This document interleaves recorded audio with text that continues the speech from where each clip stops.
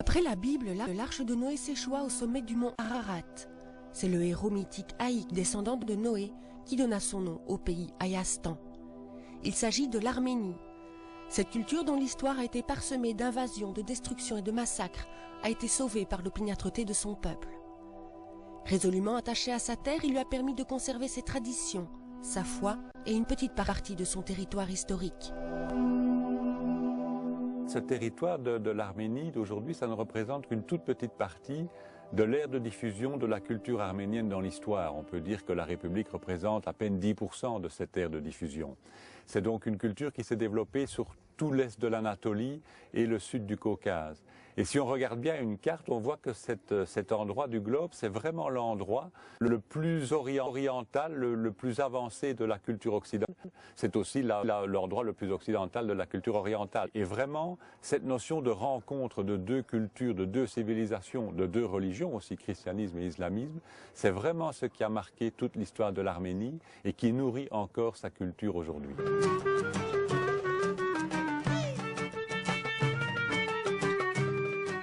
Plus de 94% de la population appartient à l'Église apostolique arménienne, indépendante des autres églises chrétiennes. L'Arménie serait la première nation au monde à adopter le christianisme comme religion d'État, avec pour date présumée l'an 301 après Jésus-Christ. L'endroit où nous sommes ici aujourd'hui à Khor Virap, c'est vraiment un endroit très très symbolique de l'arménité, si on peut dire, puisqu'on y voit d'une part l'Ararat, qui est un des grands symboles de l'Arménie, alors même qu'il n'est pas aujourd'hui en Arménie, mais ça ne fait qu'ajouter en fait à sa dimension symbolique. Et l'autre symbole, c'est l'église, c'est le monastère dans lequel nous nous trouvons, parce que c'est en ce lieu même, en ce lieu précis, qu'il y a plus de 1700 ans, un moine, un prêtre d'origine arménienne, mais qui venait en fait de Cappadoce, a converti pour la reine, et puis le roi, et puis toute la cour, et puis enfin le royaume d'Arménie dans son ensemble. Et cet événement s'est passé absolument ici où nous sommes. Donc c'est le symbole par excellence de la dimension chrétienne de la culture arménienne.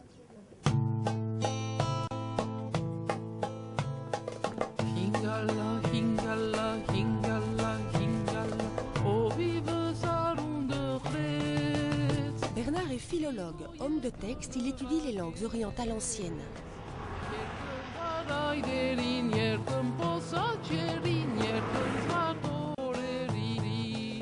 J'ai toujours aimé ça. Quand j'étais beaucoup plus jeune, quand j'étais élève au collège, en enseignement secondaire, je suivais le latin et le grec et j'adorais ces cours-là.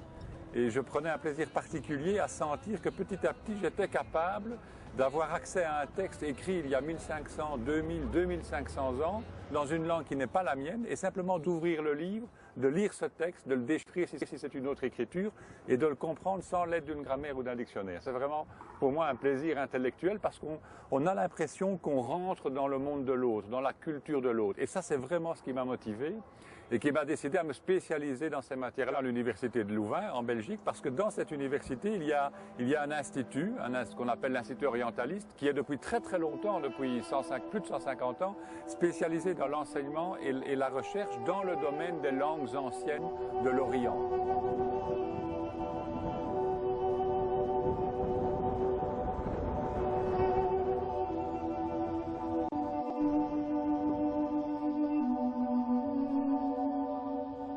On se rend compte, surtout lorsqu'on a beaucoup de contact avec les Arméniens, lorsqu'on vient ici, qu'on s'intéresse à leur culture, qu'en fait ils sont assez peu connus en Europe. Dans la plupart des pays occidentaux, ça s'explique en partie par l'histoire, par l'éloignement géographique. Et c'est très dommage parce que c'est une culture qui a énormément de points communs avec, disons, la culture européenne au sens large, ce sont les mêmes héritages. Mais c'est vraiment en venant ici qu'on s'en rend compte. Et moi, ça a été mon expérience. J'ai toujours pensé qu'une carrière, c'était un parcours, voire un voyage. Et moi, j'ai commencé à m'intéresser au fond à l'Arménie, aux Arméniens, comme objet d'étude inerte, mort, langue ancienne, le passé, l'histoire.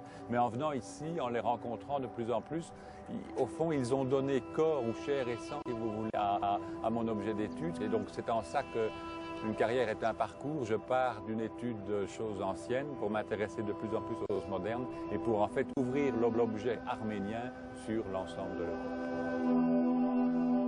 Les Arméniens possèdent une identité forte qu'ils ont su préserver tout au long des pages sombres de leur histoire. Au XXe siècle, le génocide précède de peu l'ère soviétique qui durera 70 ans.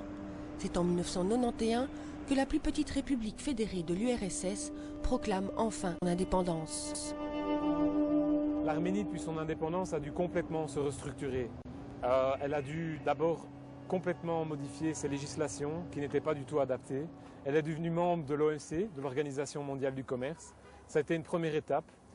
Elle a eu l'opportunité d'avoir une croissance retenue et conséquente à 2 chiffres sur plus de 10 années consécutives. Donc l'Arménie, ça a été, sur ces 15 dernières années, une succession d'étapes, de réformes, d'uniformisation de législation avec les exigences de l'Union européenne, qui ont permis à cette économie d'exporter, de s'ouvrir vers des marchés extérieurs, de s'ouvrir vers les marchés de la CIS, de s'ouvrir vers la Russie, vers l'Iran et surtout vers l'Europe. Pour l'Arménie, avoir des partenaires européens privilégiés renforce leur ouverture vers de nouveaux marchés, comme avec ici la Wallonie. On est grosso modo de la même taille, de la même population, un peu plus de 3 millions d'habitants. Il y a la culture, donc les cultures sont différentes, mais il y a quand même un même fond. Il y a beaucoup de similarités.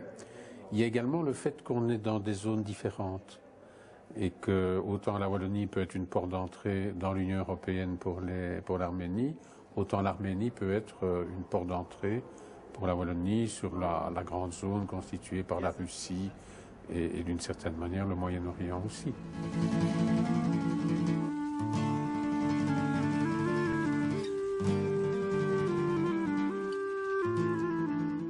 C'est en les rencontrant, en faisant l'expérience ici sur le terrain, qu'on comprend combien ils sont européens et combien ils sont tournés vers l'Europe, ce qu'ils attendent de l'Europe et que l'Europe ne leur donne pas toujours. En fait, leur espoir dans l'Europe est énorme et je trouve que leur espoir, ça devrait aussi être pour nous un espoir dans l'Europe.